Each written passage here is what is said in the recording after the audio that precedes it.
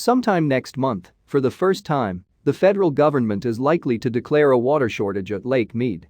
This vast turquoise reservoir, formed in 1935 when the Hoover Dam corked the Colorado River in Arizona and Nevada, is part of a broader network of natural and artificial aqueducts and dams that supplies water to 40 million people in homes, farms, manufacturers and businesses across several states, tribal lands and parts of Mexico.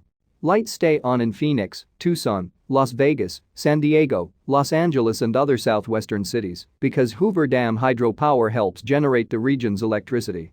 But the lake is shrinking faster and sooner than hydrologists and other experts predicted. A stark white band of dry rock, 120 feet wide, circles its craggy perimeter, marking how far the waterline has fallen in the ongoing drought. Locals call it the bathtub ring.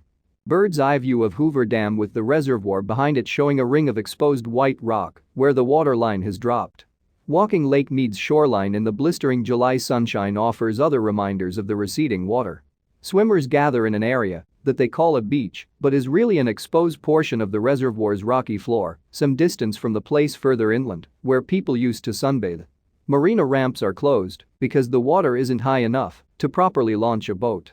Formerly submerged infrastructure supporting enormous straws that suck water from the reservoir to be delivered to Las Vegas now tower above the lake. Saddle Island, home to a major water treatment plant, is so parched it's no longer an island, it's a peninsula.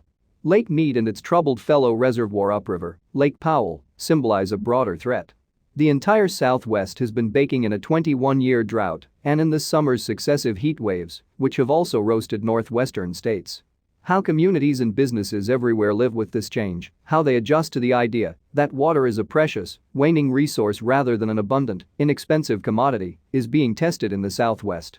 Dry, sizzling summers and warmer winters that restrict water supplies may now be the norm, courtesy of a permanently altered climate.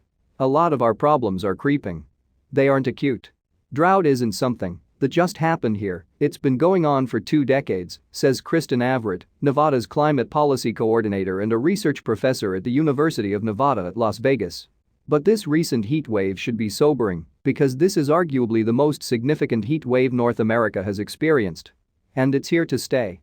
Interlocking legal agreements, built on earlier pacts dating back at least a century and layered atop a hodgepodge of local rules, govern how Colorado River water is shared among 7 states, Native American nations and Mexican territories. In 2019, after years of thorny negotiations over a diminishing water supply, states and the federal government signed the Drought Contingency Plan, which lays out how water will be doled out if a shortage occurs. When the plan was signed, Arizona and Nevada accepted reduced water allocations from Lake Mead, a feature of the DCP known as Tier 0. California was initially spared from cutbacks.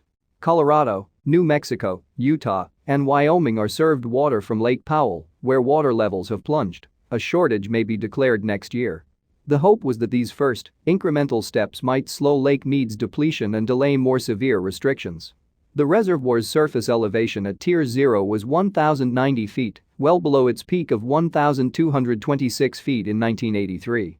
When the reservoir drops to 1,075 feet, it will become Tier 1, which represents just 40% of total capacity.